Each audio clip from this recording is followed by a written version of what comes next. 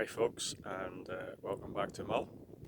Another pre-record today because back up in the hills above Loch Spelvey. If we give you a little tour around here, this is Spelvey behind me, which stretches all the way up there, quite stunning. And if I come back the other way, right there you have Sound of Mull, Jewett Castle. Pretty amazing on a day like this. Anyway, today's message from Mull is not all fats are bad fats. That might smell a bit fishy. We'll talk about that in a second. So there are 4 different types of fat. There is monounsaturated fat and polyunsaturated fat, and they're the guys that are a bit more protective to us, less harmful, and have some qualities that are good for the human body. And we also have saturated fat and something called trans fat, and they're the 2 harmful guys.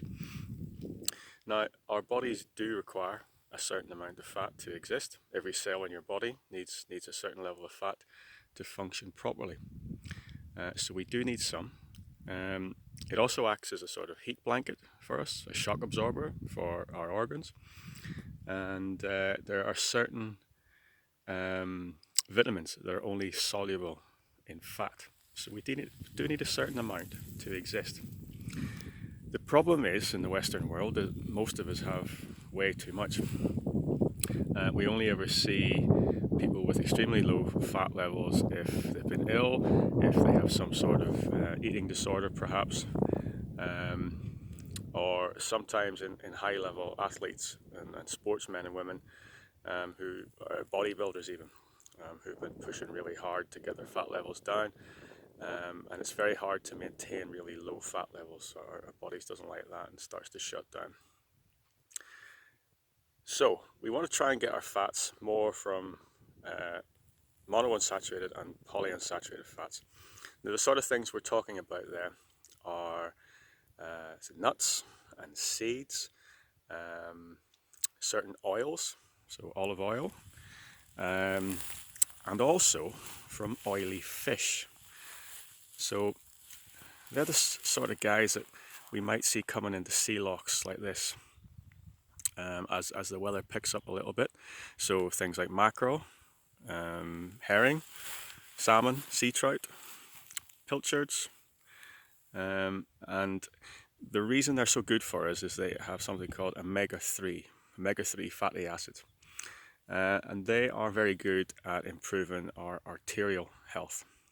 So they kind of act in a way that they Teflon coat the inside of our arteries, and they prevent a lot of the nasties, the sort of saturated fats and trans fats, from adhering to the inside of the arteries and causing those arteries to decrease in size and therefore causing increases in blood pressure. So in terms of our oily fish, we should be trying to get 2 portions in a week if we can, and a portion would be somewhere around about 125 to 140 grams. So if you think about one of the little tins that you would get your mackerel in, that's probably about the sort of size we want. Now, one thing I should say is, although there are good fats and bad fats, all fats come with the same calorie count.